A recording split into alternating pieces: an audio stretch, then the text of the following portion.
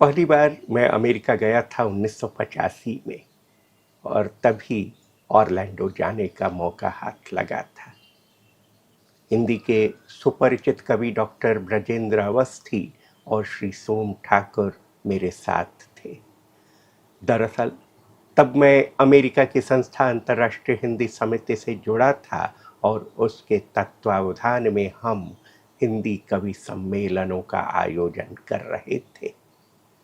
यह भव्य आयोजन अमेरिका और कनाडा के 22 शहरों में आयोजित किया गया था। उन्हीं में एक था ऑरलैंडो।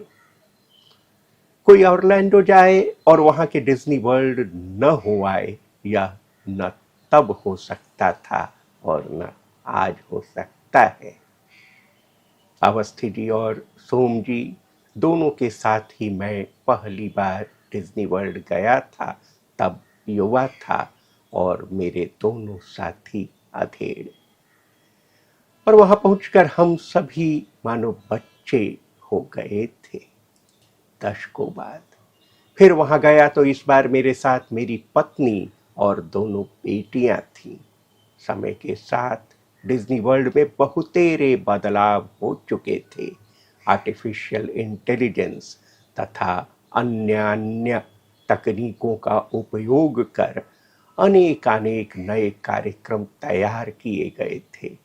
समय के साथ पीढ़ी बदल गई थी, अगर नहीं बदला था कुछ तो वहां का मिजाज। डिज्नी का आकर्षण जितना बच्चों को बांधता है, उतना ही वह बड़ों के सिर पर भी चढ़कर बोलता है। और ऐसा आज से ही नहीं, दशकों से चला आ रहा है। मुख्य तौर पर डिज्नी वर्ल्ड 4 भागों में बटा हुआ है: मैजिक किंगडम, एप्कॉट, एनिमल किंगडम और हॉलीवुड स्टूडियोज। मैजिक किंगडम जहां स्वप्न का संसार है, वहीं एप्कॉट भविष्य की दुनिया। फंतासी जगत बहरहाल दोनों ही है और जैसा कि नाम से ही स्पष्ट है, एनिमल किंगडम यहाँ का चिड़ियाघर है, जबकि हॉलीवुड स्टूडियोज जीता जागता स्थायी फिल्मोत्सव।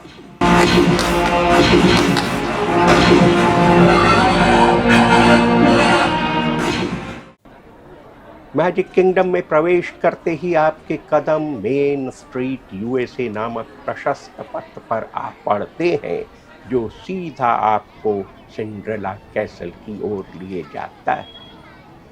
हमारी पीढ़ी जहां सिंड्रेला की कहानी सुनते हुए जवां हुई है, वहीं हमारे बच्चे सिंड्रेला कैसल से खेलते हुए बढ़े हैं। और इस कैसल से निकलकर मिक्की और मिनी जब अपनी बाहें फैलाकर आपका स्वागत करते हैं, तो हर्ष और आह्लाद से पूरा परिवेश मुखरित हो उठता है।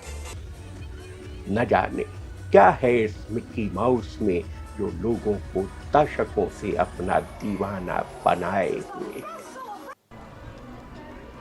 मेन स्ट्रीट से आगे बढ़कर आप Tomorrowland, fantasy land, frontier land और एडवेंचर लैंड तक जा पहुंचते हैं। इनके बीच में ही लिबर्टी स्क्वायर भी पड़ता है। टुमारोलैंड का स्पेस माउंटेन हो या फिर फ्रंटियर लैंड का big thunder mountain rail road, दोनों ही 70 और 80 के दशक से आकर्षण का केंद्र बने हुए। स्पेस माउंटेन में आप अंतरिक्ष से होकर गुजरते हैं तो थंडर माउंटेन रेल रोड में पुराने खदान से होकर आपका वाहन कभी धीमे, कभी तेज, कभी और तेज चलता है। लगता है मानो अब गिरे तब गिरे। कभी मुश्किल चढ़ाई पड़ती है तो कभी वाहन एक नीचे गिर पड़ता है, मानो उस पर किसी का नियंत्रण ही न हो। जब कभी तो वह एकदम उल्टा हो जाता है। वह तो गति है जो हमें थामे रहती है।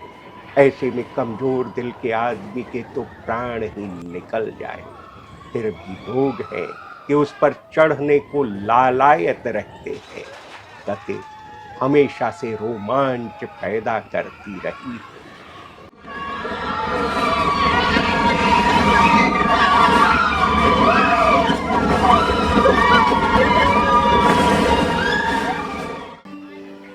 ऐसा भी नहीं कि यहाँ के सभी वाहन घुमावदार रास्ते पर तेज गति से चलने वाले ही हैं। कुछ तो बेहद धीमे हैं जिन पर बैठकर आप सामने के दृश्यों का भरपूर आनंद ले सकते हैं।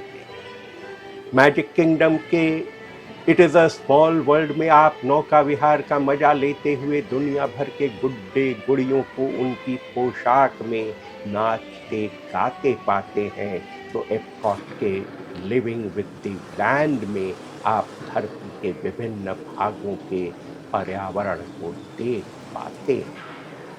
पेवेलियन घूमने के लिए यहाँ तरह तरह के साधन हैं, कहीं नाव है तो कहीं गाड़ी और कहीं उड़न खटोला, सभी स्वचालित है।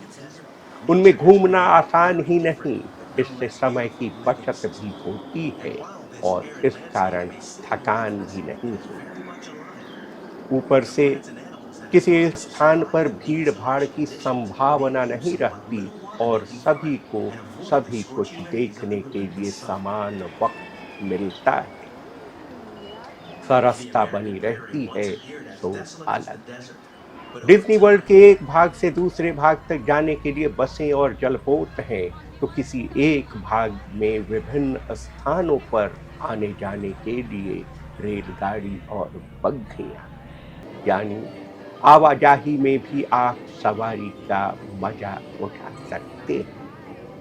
तरह तरह के राइड्स और विभिन्न पेवेलियन के अलावा यहाँ समय समय पर रंगारंग कार्यक्रम भी होते रहते हैं। मैजिक किंगडम में सुबह 10 बजे से शाम 5 बजे के बीच एक नहीं अनेक बार मिक्की अपनी सहेली मिनी और बाकी साथियों के साथ सिंड्रेला कैसल से निकलता है।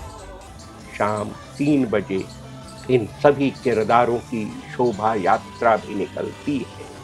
अपने चहेते डिज्नी किरदारों को देखकर बच्चे तो बच्चे, अधेड़ भी उत्साहित हो उठते हैं। इसी तरह के छोटे बड़े परेड और भांति भांति की शोभा यात्राएं डिज्नी वर्ल्ड के अन्य भागों में भी देखे जा सकते हैं। जगह जगह पर नाच गाने के कार्यक्रम तो चलते ही रहते हैं। एनिमल किंगडम का Festival of the Lion King और हॉलीवुड का इंडियाना जोन्स एपिक स्टंट दर्शकों का मन मोह लेते हैं। ब्यूटी एंड द बीस्ट और फेदर्ड फ्रेंड्स इन फ्लाइट भी कम रोचक नहीं है। यहाँ देखने, चखने और करने की इतनी सारी चीजें हैं कि एक पूरा दिन तो क्या, एक पूरा हफ्ता भी कम पड़ जाता है। डिज्नी वर्ल्ड सिर्फ बदला ही नहीं है, बहुत बढ़ भी गया है। 1985 में जहां इसके केवल 2 भाग हुआ करते थे, वहीं अब यह 4 भागों में बटा है। एनिमल किंगडम और हॉलीवुड स्टूडियोज 1985 के बाद जोड़े गए हैं। मुझे आज भी याद है अवस्थी जी और सोम जी के साथ जब मैं यहाँ पहल आया था, तो हमने मिशन टू मार्स से अपनी यात्रा शुरू की थी। फिर 2018 में जब मैं यहाँ आया तो जाहिर है कि उसे खोजने की कोशिश की, पता चला कि वह तो 1993 में ही बंद हो चुका। एप्कॉट में भी गार्जियंस ऑफ द गैलेक्सी या फिर जर्नी ऑफ वाटर पहले नहीं थे, बल्कि तब एप्कॉट को एप्कॉट सेंटर कहा जाता था। इसी तरह ट्रॉपिकल सेरेनेड और 20,000 लीग्स अंडर द सी अब यहाँ ढूंढे न मिलेंगे। इफ यू हैड विंग्स भी अब बंद हो चुका है। हालांकि इनके स्थान पर अनेकानेक नए कार्यक्रम शुरू किए गए हैं, जिनमें पंडोरा खास उल्लेखनीय है। यहाँ अवतार फ्लाइट ऑफ पैसेज तथा नावी रिवर जर्नी नए रेल हैं।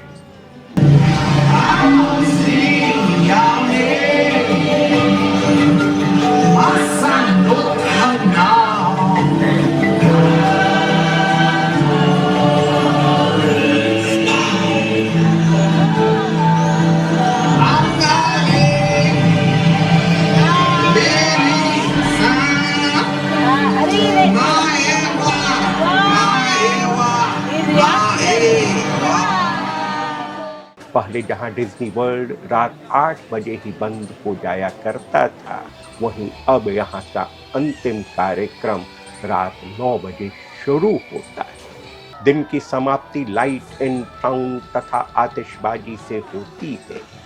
हॉलीवुड स्टूडियोज में जहां दिन की समाप्ति फैंटास्मिक से होती है, वहीं एप्कॉट फॉर एवर एप्कॉट के डैनन पर पर्दा डाल देता है।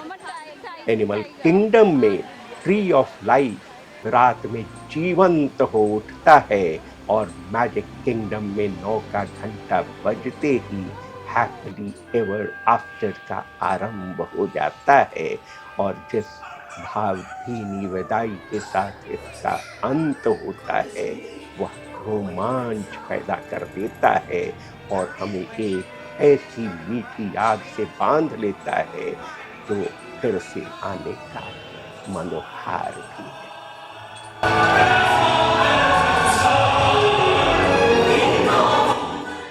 Now go, let your dreams guide you. Reach out and find your happily ever